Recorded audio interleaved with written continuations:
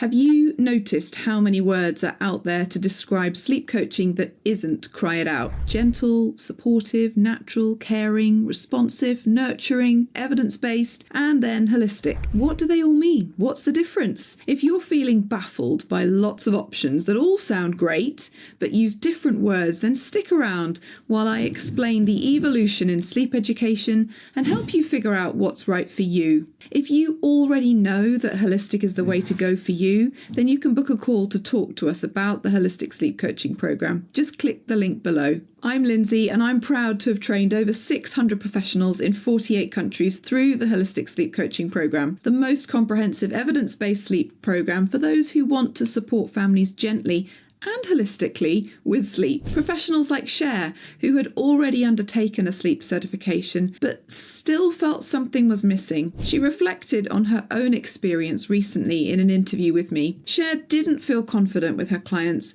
which is when she decided to look for further training. As she put it, I either continue as I am, feeling unequipped and probably not getting very far, or I look into more training so I can actually become good at this. If, like Sher, you know that strict rules and leaving little ones to cry isn't what you want, and you need that extra training to get you on your way, you've probably Googled for gentle, responsive, holistic sleep courses, and then found dozens of options, all claiming to be what you need. So you can end up feeling more confused than when you started. In today's video, I'll start by defining these terms and also dig into how some companies use these gentle sounding words as bait. Aren't we lucky to have a language with so much nuance? But it also presents a challenge. We can use 8 different words to mean subtly different things. And when you're a professional committed to providing the best and most gentle, science-backed sleep support to your clients,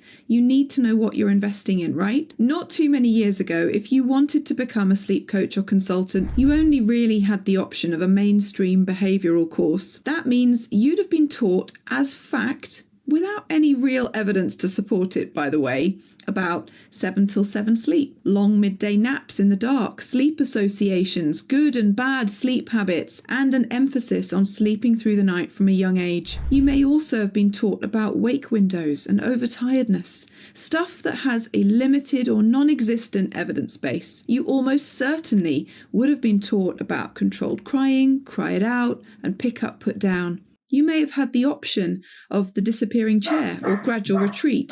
But then there was a shift. More and more people, both parents and professionals, started to question the wisdom of leaving children to cry alone. They also started to question why a behaviourist approach, which has been largely replaced by better research, was still the main approach in sleep modification. So along came approaches that included options for parents to remain present, such as camping out, gradual retreat, crying in arms, and so on. There's no great mystery about any of these strategies, and they work well for some people. Many parents were actively seeking sleep solutions that did not involve leaving their child alone to cry without any parental support, and many sleep consultants began openly stating that they offered these options either instead of or alongside the other, less responsive options. Some people began to talk about sleep shaping, which is a focus on proactive strategies that aim to optimize sleep from an early age and might include information about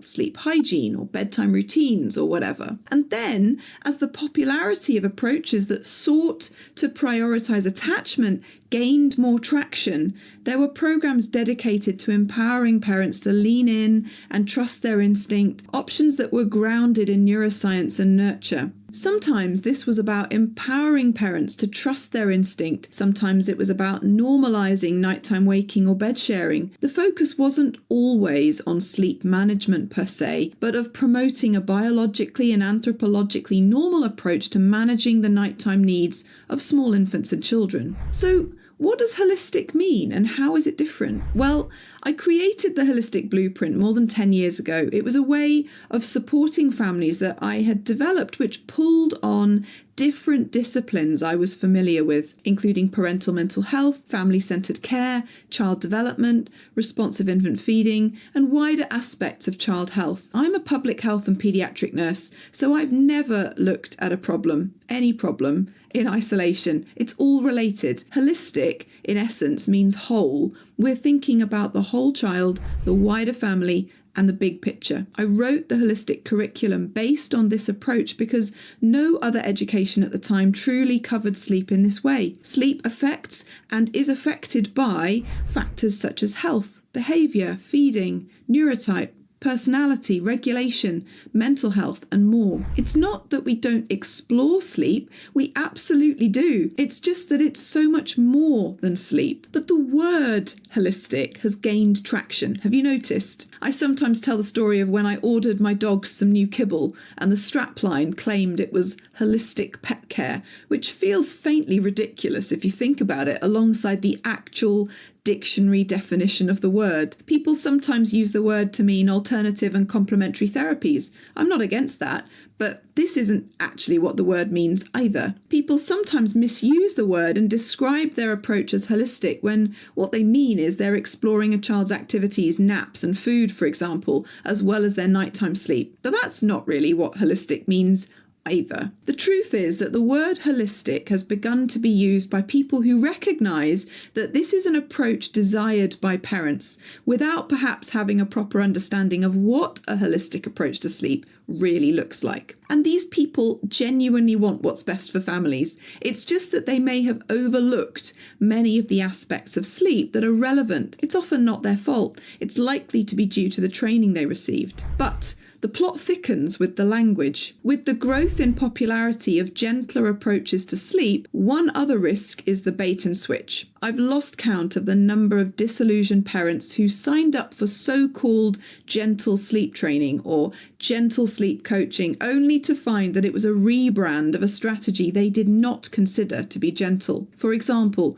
controlled crying is sometimes described as spaced soothing, rapid return, controlled comforting, responsive settling, and so on. Now, while these terms might sound gentler, in reality, it's all a rebrand of the same non-responsive technique. Other times, it may be referred to as gentle in relative terms. For example, controlled crying may be described as gentle because it's less intense than full cry it out. We obviously disagree, by the way. Leaving children of any age to cry alone is a non-responsive technique. Of course, some parents opt for these approaches, and if they've made an informed choice to do that, then that is their decision. The issue is when people are describing a technique using language that convinces parents that the approach is something that it isn't. Other times, and saddest of all, parents tell me that they contacted a sleep consultant and stated that they wanted to continue to bed share or breastfeed or some other nurturing activity that was meaningful to them, and the sleep consultant reportedly said that they were comfortable working alongside those goals. But after commencing work with that consultant, it became clear that this wasn't true and that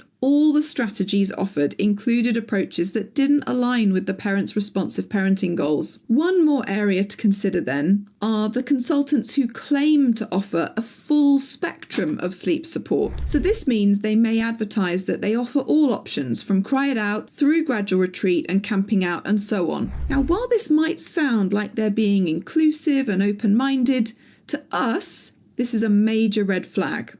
Why? Well, firstly, it probably means you don't truly have holistic training, because if you did, you wouldn't be okay with offering these options, as they don't meet a child's psychological, emotional, and relational needs. Secondly, as the saying goes, if you stand for nothing, you'll fall for anything. Imagine you're a parent who is deeply committed to a responsive approach to parenting. Everything you do as a parent prioritizes this, but you're exhausted and you need help with sleep. Will you ask for support from the sleep consultant who offers a full menu, which includes cry it out, pick up, put down, gradual retreat, and everything in between? Or will you pick the sleep coach who offers a fully responsive service that prioritizes attachment, mental health, and connection? Well, I'll tell you, because I know from thousands of parents, that the full sleep spectrum option is a major turn-off. It subtly tells the parent that they are only paying lip service to the gentler options and probably aren't on the same wavelength. So let's assume you're convinced. You want to only offer gentle strategies. That's great. Your next question may be, are the strategies ultimately the same? And is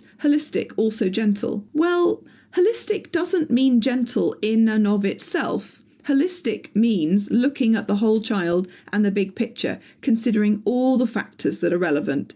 However, by definition, it will be gentle because we are looking at the relational, psychological, social, nutritional, developmental, and physical needs of the child. If you're truly doing that, you won't be resorting to non-responsive options because that wouldn't meet a child's psychological, relational, and social needs, right? But also, there would be no need to use these techniques because there are so many other levers you can pull and so many other factors to optimize that you can make improvements through a full understanding of the wider influences on sleep and behavior. But more than that, a holistic approach means that there are multiple ways of optimizing sleep, and this is not just about a sleep strategy. Holistic approaches are gentle, yes, but they're also more expansive. And what about the opposite question? Is a gentle approach holistic? Well, not necessarily. Gentle options are usually just referring to the actual sleep strategy rather than that global overview of the big picture, the whole child, and the family. While I would certainly endorse any approach that didn't promote non-responsive options, there will be big chunks of the puzzle missing if you're only looking at a few aspects of sleep rather than the numerous variables that are affected by and affect sleep. So, today I've covered the differences in two approaches that might at first glance sound similar, but in fact are distinctly different in philosophy, breadth, and style. It may feel pedantic to point out these differences, but the gap between gentle and holistic sleep coaching is, as you can probably see now, bigger than you might think, so it's important to be clear about what we mean. If this has resonated and you'd love to offer this kind of holistic support for confused families looking for sustainable and responsive sleep options, then we would love to hear from you. The first step is to book a call and see if we're a good fit. All you need to do is click the link below this video. And if you enjoyed today's video, don't forget to hit like and subscribe. Speak to you soon.